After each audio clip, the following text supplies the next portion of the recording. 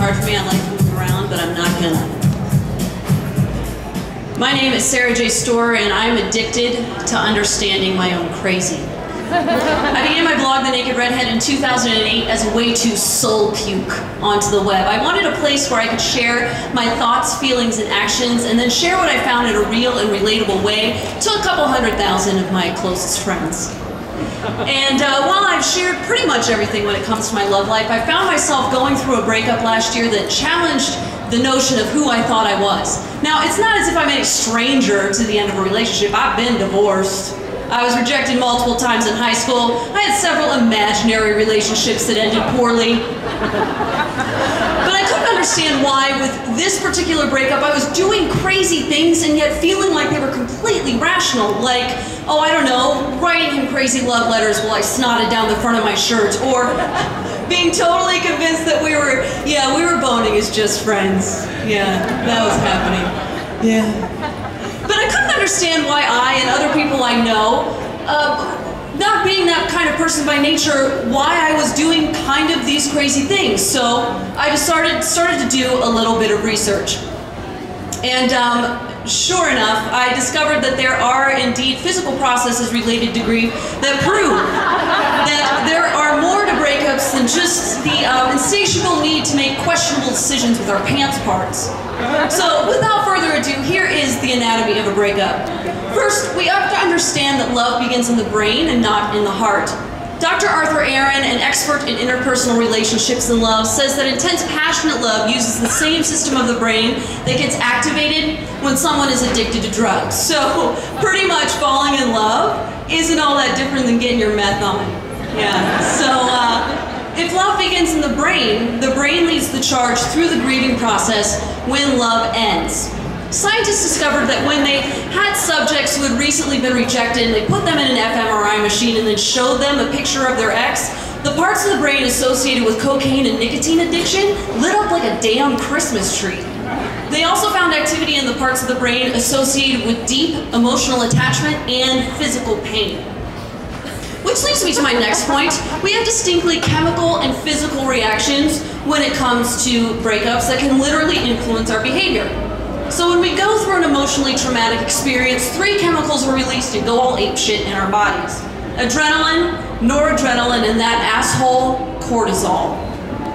These stress chemicals are responsible for the literal pain in the heart and chest you feel at the end of a breakup, and in some cases can completely stun the heart muscle. This condition is called stress cardiomyopathy or broken heart syndrome. It can feel like a heart attack and can be as dangerous as a heart attack, though fortunately, it is usually reversible. Physical pain brought on by emotional trauma is so real, in fact, that they are discovering that Tylenol can actually help to take the edge off. Other physical manifestations of emotional pain, as demonstrated by this broad-shouldered, genderless person pictured, right about here, include lethargy, loss of appetite, and crying in public. But not only do these chemicals bring us physical pain, they can also make us have obsessive behaviors, like sending yet another email that explains all the feelings, or stalking one's ex on social media. That's fun. These thoughts and actions are partly due to the part of our brain that is having a fight or flight response, and partly due to the part that is quite literally going through detox and withdrawal. Now, when I discovered these things about my body, I was really relieved. It was really great to discover that my crazy had a scientific explanation behind it. It also led me to discover that there are real and actionable steps that we can take to get through a breakup with some amount of dignity. Here are the Naked Redhead's 3 steps to cure a broken heart. Step number 1. Face your grief and take time to get through your pain, or as I like to say, go the fuck through the 5 stages of grief. Realize that the immediate pain and grief that you're feeling is largely out of your control, and you're gonna go through several stages to get through it, sometimes all at once, so take a moment or 7 to get it out. And of course, if you find that your grief is prolonged and it's lasting for more than a few weeks, go ahead and seek some professional help. Step number 2, get up and get out. Experts across the board say that creating new positive experiences is the key to curing a broken heart. So take off those sweatpants, get out, do some yoga, try new things, and I don't know, go eat, pray, love some shit. And above all, stop stalking your ex's pictures on Facebook, which leads me to step number 3. Pretend your ex is dead for just a minute, okay? Remember, your brain thinks it's literally getting over an addictive substance, so cut them off on Facebook and on your phone and just go through a generous period of no contact.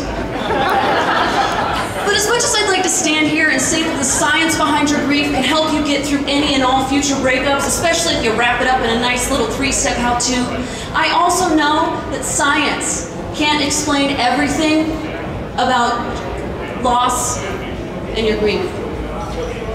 In fact, what I've learned mostly about breakups is that it has far less to do with the physiology of the brain and far more to do with the physiology of the soul. Grief can be a catalyst in shaping and designing who we are and can mold us in being better people than we were before if only we have the courage to face it and feel it and let it.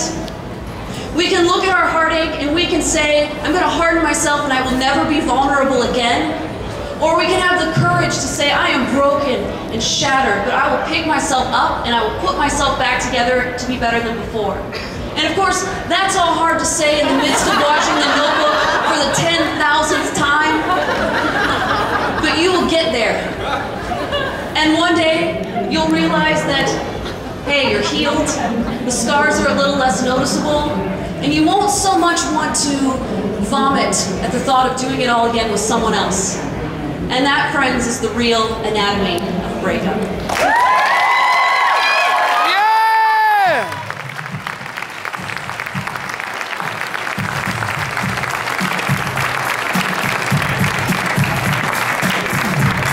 That was the Naked Redhead.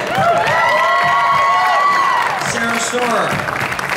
No Pecha event would be complete without presentation by an architect, because that